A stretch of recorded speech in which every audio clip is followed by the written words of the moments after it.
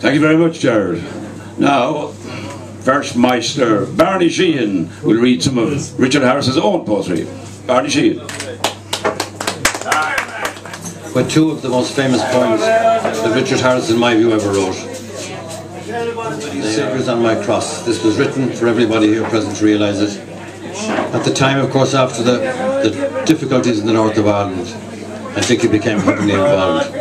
He wrote, "There are too many saviours on my cross, and I do the best I can to do it the way Dickie might possibly do it. There are too many saviours on my cross, lending their blood to flood out my ballot box with needs of their own. Who put you there? Who told you that was your place? You carry me secretly naked in your heart and clothe me publicly in armour, crying God is on your side. Yet I openly cry, who is on mine?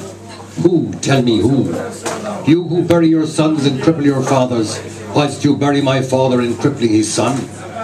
The antiquated Saxon sword, rusty in the scabbard of time, now rises. You give it cause in my name, bringing shame to the torn head that once bled for your salvation.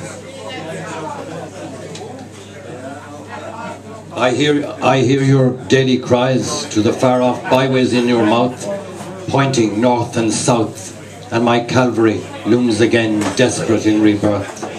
Your earth is partitioned, but in contrition it is the partition in your hearts that you must abolish. You nightly watchers of Gethsemane, you who sat through my nightly trial, delivering me from evil, now deserted. I watch you share your silver, your purse rich in hate, bleeds my veins of love, shattering my bone in the dust of the bogside and the Shankill Road. There is no issue stronger than the tissue of love, no need as holy as the palm outstretched in the run of generosity, no monstrosity greater than the acre you inflict.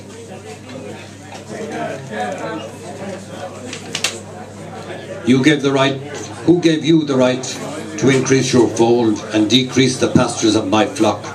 Who gave you right? Who gave it to you? Who? In whose name do you fight? I am not in heaven, I am here. Hear me, I am in you. Feel me, I am of you. Be me, I am you. See me, I am for you. Need me, I am all mankind. Only through kindness will you reach me.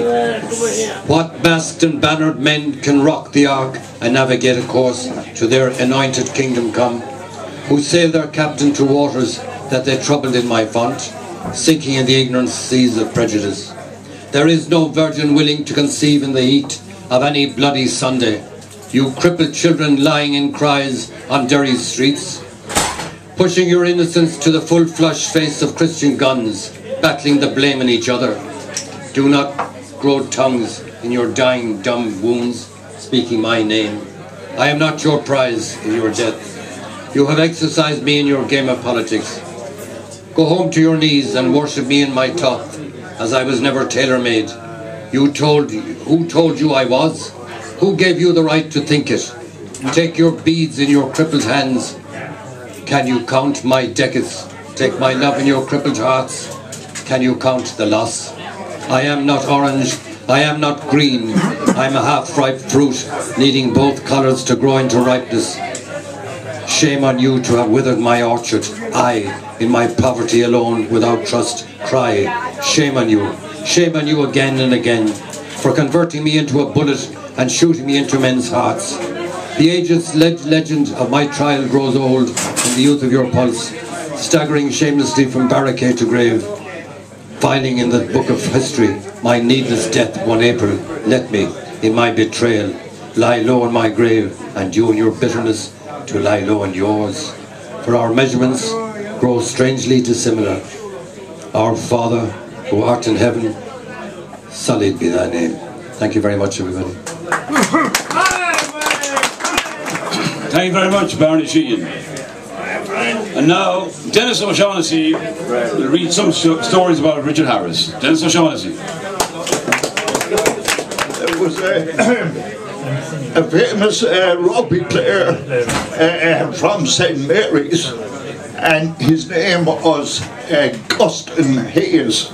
He was better known as Ducky Hayes, and he was well known for his ferocity in the field of play. As he said himself, he'd take you in his sins if he caught you with the ball.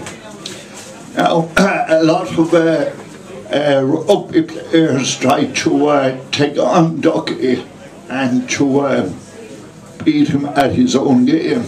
So a lot of them tried and failed.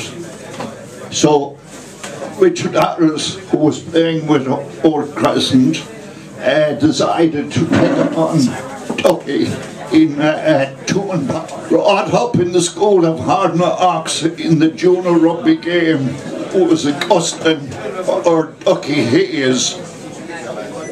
The man from the Abbey broke no nonsense, and many a Bobby Dazzler out for his scalp lived through the day. Richard Harris knows all about it. The famous film star was playing with Old Crescent against St Mary's one day when he decided to test the waters and chance to poke at Ducky, who had such a fierce reputation. Maybe he'd sort him out and in the process becomes some sort of hero himself. Oh, that was the sorry day. It was Dickie, as he was more popularly known as then, who himself was sorted out. The nearby dispensary in the city home was the next place he saw, as running the pairs were performed on his bloody nose. To his credit, in an age when no subs were allowed, Dickie insisted on returning to the field of fray despite the protestations of his coach Jim Roach and the club guru Father Ganan. Tumen Park echoed to the cheers, most of them ironic, when our hero returned to the scene of the battle.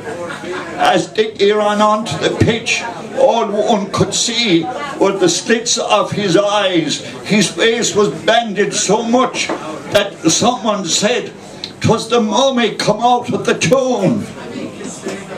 Others said, "No, 'twas the phantom." After the comic strip hero of the Times, he relies in the Sunday Independent, and the critics said it wasn't Dickie at all, but some other crescent man in disguise. Dickie said afterwards that if the stand was full of surgeons, they couldn't have done anything for the nose job that Ducky performed on him that day. Valuable experience for the star's future role in sporting life. The first night this film was shown in the Savoy, a crowd of the lads from St Mary's came to see it, mainly because of its rugby content. There is a scene in the film where Dickie tells some of his teammates to step aside as he pushes his way to the forwards to deal with some opponent who was acting the bully. As Dickie sorted out the belligerent, the backs of eye doubled up when the shout was heard, "You wouldn't do it if Ducky Hayes was there!" It has often been claimed that it wasn't Custon who did the nose job on Dickie at far off day, and in the process giving his first starring role in The Phantom. But the story wouldn't have been much in the telling without the man from St Mary's participation. Thank you.